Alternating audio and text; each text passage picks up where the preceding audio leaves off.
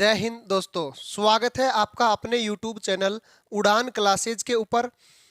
जैसा कि आप सभी विद्यार्थी ये जानते हैं कि हम उड़ान क्लासेज के माध्यम से आप सभी विद्यार्थियों के लिए जीके वाले पोर्शन के बारे में जो है कक्षाएं लेकर आ रहे हैं, जिसके अंतर्गत आज के सेशन में हमें बात करनी है भारतीय भूगोल के बारे में। जैसा कि आपको दिखाई दे रहा होगा, थंबनेल में भी आपने देख लिया होगा कि आज के सेशन में हम मध्यकालीन इतिहास के बारे में यानी कि मेडिवल हिस्ट्री के बारे में बात करेंगे। और मेडिवल हिस्ट्री के अंतर्गत हमारा बहुत ही ज़्यादा एग्जाम की दृष्टि से इम्पोर्टेंट टॉपिक, जिसके बारे में हर बार किसी ना किसी एग्जाम की बात करें तो लगभग सभी एसएससी वगैरह के एग्जाम में, रेलवे के एग्जाम में और जितने भी स्टेट गवर्नमेंट के एग्जाम होते हैं उन सब में यहाँ से प्रश्न पूछे जाते हैं। इसी कड़ी के अंतर्गत आज के सेशन में आपको, जैसा कि बोर्ड के ऊपर भी दिखाई दे रहा होगा, कि हम दिल्ली सल्तनत के बारे में बात करेंगे। और दिल्ली सल्तनत के अंतर्गत हम आज के सेशन में बात करने वाले हैं कि सबसे पहले तो दिल्ली सल्तनत जो है इसकी ऑफिशियल लैंग्वेज क्या है, यानी कि दिल्ली सल्तनत की आधिकारिक भाषा क्या है। तो दिल्ली सल्तनत की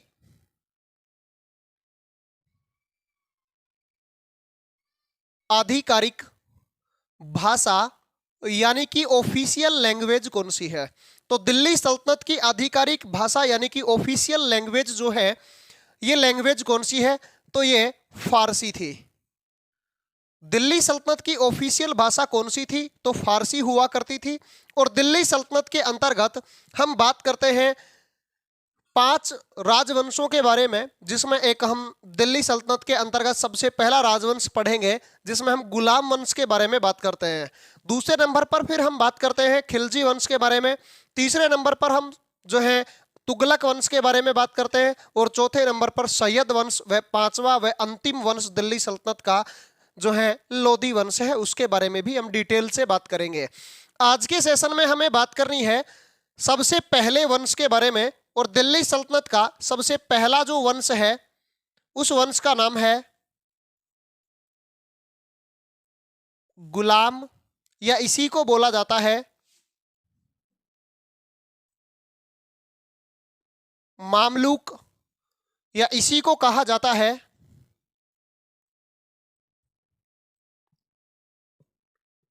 इलबारी वंश। ठीक है, इस वंश के बारे में हमें डिटेल से बात करनी है। और ये वंश कब से कब तक चला था भाई, तो ये वंश चला था 1206 से लेकर के और 1290 ईस्वी तक। दिल्ली सल्तनत के अंतर्गत सबसे पहला राजवंश चला था, जिस राजवंश का नाम था गुलाम वंश, मामलूक वंश या इलबारी वंश। इसी गुलाम वंश को गुलाम वंश क्यों कहते हैं, मामलूक वंश क्यों कहते हैं, या इलबारी वंश क्यों कहते हैं, तो ये भी कारण है। क्योंकि गुलाम वंश को गुलाम वंश इसलिए कहा जाता है क्योंकि मोहम्मद गोरी का ही एक गुलाम था जिसके द्वारा इस वंश को बसाया गया था, जिसका नाम कुतुबुद्दीन ऐबक था। मामलूक इसलिए कहा जाता है क्योंकि स्वतंत्र माता पिताओं से पैदा हुए जो गुलाम होते हैं वो मामलूक कहलाते हैं। इसीलिए इस वंश को मामलूक वंश कहा गया, क्योंकि कुतुबुद्दीन ऐबक जो है वो खुद गुलाम था लेकिन उसके माता पिता स्वतंत्र थे, इसीलिए वो एक मामलूक हुआ। इसके बाद में इलबारी क्यों कहते हैं, तो इलबारी इसलिए कहते हैं क्योंकि दिल्ली सल्तनत में इसमें गुलाम वंश के अंतर्गत इल्तुतमिश नाम का एक राजा होगा। और उसी इल्तुतमिश नामक राजा से लेकर के और जो उसके उत्तराधिकारियों में से नासिरुद्दीन महमूद नाम का एक राजा हुआ है, वहां तक का जो शासनकाल था वो एक ही जाति के तुर्कों ने शासन किया, जिसकी जाति थी इलबारी। इसी कारण इसे इलबारी वंश के नाम से जानते हैं। अब हम बात करते हैं कि इस वंश का संस्थापक कौन हुआ। तो इस वंश के अगर संस्थापक आपसे पूछ लिए जाए या फाउंडर कौन था, तो इस वंश का संस्थापक जो था उसका नाम था कुतुबुद्दीन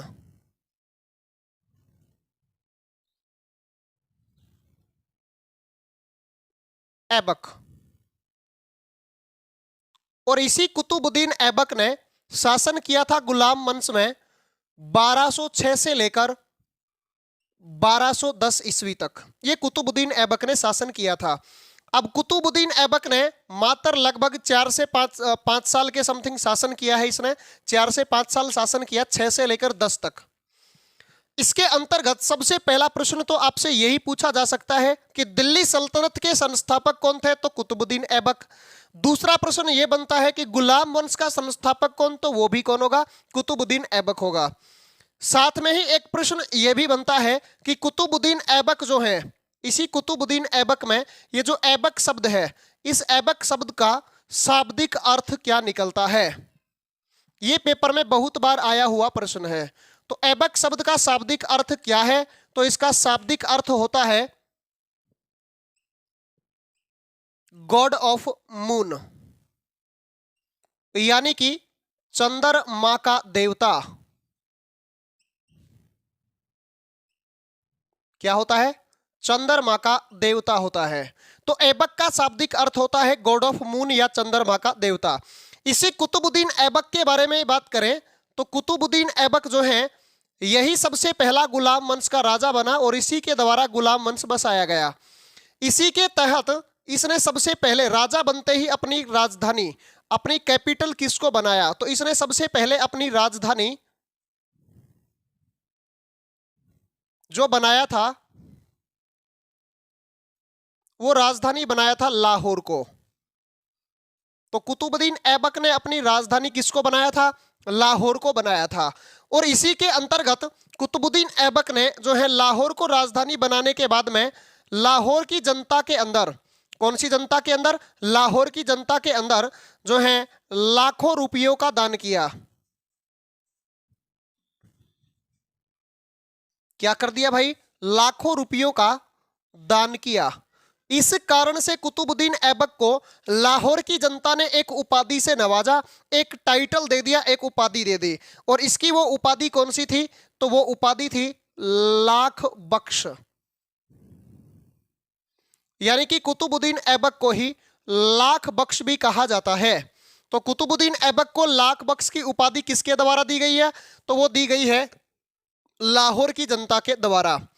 इसके बाद में बात कर ले, इसने स्वयं ने एक उपाधि धारण की थी और खुद ने एक जो उपाधि धारण की थी, वो उपाधि कौन सी थी, तो उसका नाम था सिपहा सालार।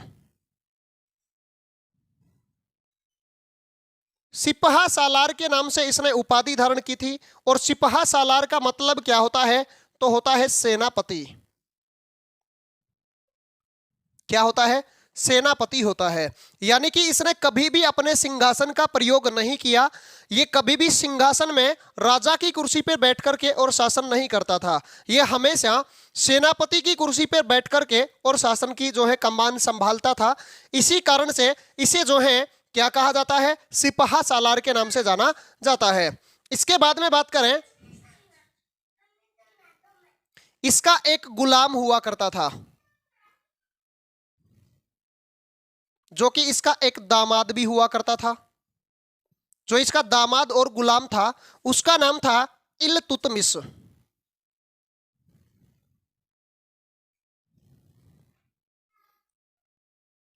इसी इल्तुतमिश को जो है इसने राज्यपाल बनाया था। क्या बनाया था, राज्यपाल। और राज्यपाल कहां का बनाया था, बदायूं नामक जगह का। अब ये बदायूं नामक जगह है कहां पे, तो ये यूपी के अंदर है, उत्तर प्रदेश में है बदायूं नामक जगह। और उसी बदायूं नामक जगह का राज्यपाल किसको बनाया था, कुतुबुद्दीन ऐबक ने, तो इल्तुतमिश को बनाया था। उसके बाद में इससे और भी प्रश्न ये बनते हैं कि इसे कुरान खान भी कहते हैं, क्योंकि यह कुरान को बहुत अच्छे से पढ़ता था। यानी कुरान जो है इसका रोजाना पाठन करता था, पढ़ता था रोजाना कुरान को। इस कारण इसे कुरान खान के नाम से भी जाना जाता है। ये हाथियों का दान करता था, इसी कारण इसे पील बख्श भी कहा जाता है। और साथ में ही एक प्रश्न ये भी बनता है कि 1210 ईस्वी के अंदर, कब, 1210 ईस्वी के अंदर जब कुतुबुद्दीन ऐबक जो है ये 1210 ईस्वी के अंदर जब चौगान या पोलो खेल रहा था, तो 1210 ईस्वी में चौगान या पोलो खेलते समय किससे गिरने के कारण घोड़े से गिरने के कारण।